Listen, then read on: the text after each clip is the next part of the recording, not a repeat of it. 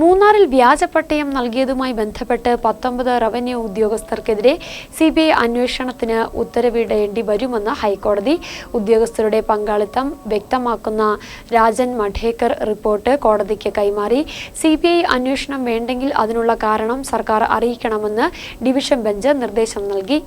മൂന്നാർ മേഖലയിൽ സർക്കാർ ഭൂമിക്ക് വ്യാജ പട്ടയം നൽകിയ സംഭവത്തിൽ റവന്യൂ ഉദ്യോഗസ്ഥർ അടക്കമുള്ളവരുടെ പങ്കിനെക്കുറിച്ച് വിശദമായ അന്വേഷണത്തിനായി പ്രത്യേക അന്വേഷണ സംഘത്തെ നിയമിക്കുമെന്ന് സർക്കാർ നേരത്തെ ഹൈക്കോടതിയിൽ അറിയിച്ചിരുന്നു. കഴിഞ്ഞ ദിവസം ഹർജി പരിഗണിക്കവേ രാജൻ മഠേക്കർ റിപ്പോർട്ടിലെ വിശദാംശങ്ങൾ സർക്കാർ കോടതിക്ക് കൈമാറി. 19 റവന്യൂ ഉദ്യോഗസ്ഥർ വ്യാജപ്പട്ടയ കേസിൽ കുറ്റക്കാരാണ്. എന്നാൽ ഇവർക്കെതിരെ നടപടി സ്വീകരിച്ചിട്ടില്ലെന്ന് കോടതി ചൂണ്ടിക്കാട്ടി. വ്യാജപട്ടയം അന്വേഷിക്കാൻ സിബിഐ വേണ്ടെങ്കിൽ അതിനുള്ള കാരണം സർക്കാർ അറിയിക്കണമെന്നും കോടതി നിർദ്ദേശം നൽകി. മൂന്നാറിൽ മാത്രമല്ല വാഗമണ്ണിലും കയ്യേറ്റമുണ്ടെന്നായിരുന്നു നേരത്തെ കേസ് പരിഗണിച്ചപ്പോൾ കോടതി നിരീക്ഷിച്ചത്. 42 പട്ടയക്കേസുകളിലെ അന്വേഷണത്തിൽ തൃപ്തിയില്ലെന്ന് സർക്കാരിനോട് കോടതി പറഞ്ഞിരുന്നു.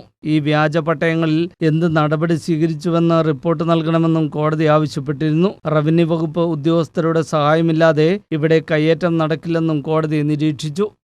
ന്യൂസ് ബ്യൂറോ, രാജകുമാരി.